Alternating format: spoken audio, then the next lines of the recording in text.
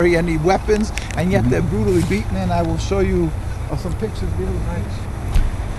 And you can see I carry with me some pictures that are just horrendous. You can see what happens to the Jewish people there when they demonstrate.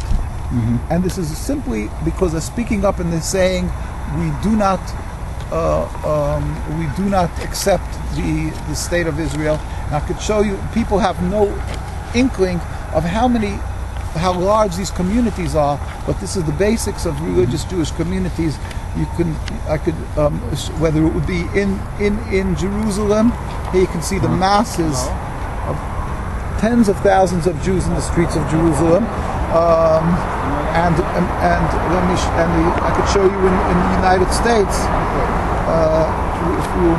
Here you have, this is across the street from the Israeli embassy here, this would be in New York. Yes. And if you go by the White House, I'll show you a picture.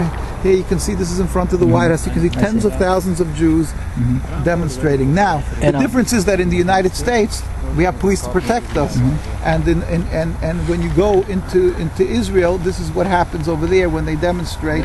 You can see they stand there with guns against to the Jews. Hey, look at this. I mean, you can see this is unbelievable. This is what happens when Jews demonstrate.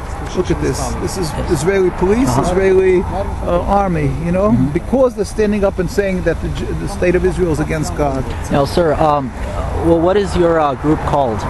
Well, Jews United Against Zionism, Neturei Karta. It's different organizations. And this is what kind of observance are you? What kind of Jewish group? Just religious Jews. There's Hasidim, Misnagdim, Ashkenazic, Sephardic Jews, and maybe I just like if you're recording this, I could show you. I'll show you just at the beginning when the state of Israel started.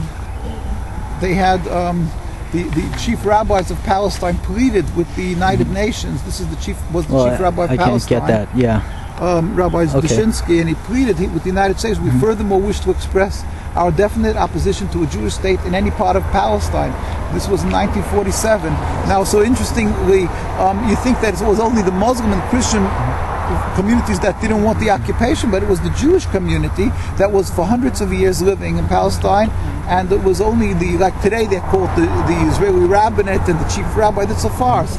These were the chief rabbis. Still today they have it. And 3 months later, in 1947, Rabbi Dushinsky of blessed memory pleaded with the Secretary General of the United States. There was a document. They said we plead the Eid Haredis, comprising 60,000 souls, objects to the plea of including Jerusalem in the Jewish state. They pleaded with them, at least leave us Jerusalem, and they were totally ignored.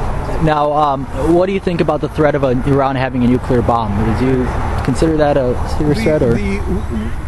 Like I said, we're non-political.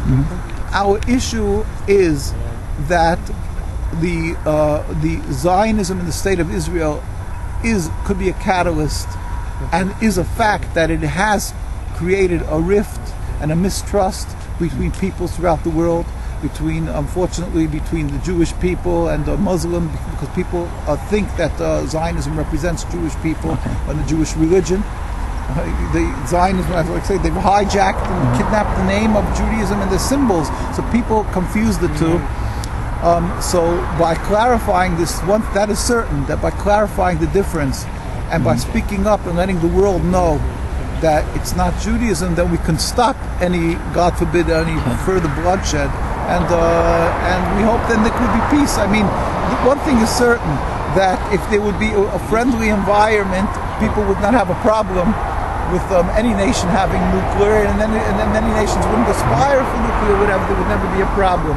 So this is the first step, that people should separate this Zionism from Judaism and stop supporting this impediment to peace. Okay. Well, thank you very much.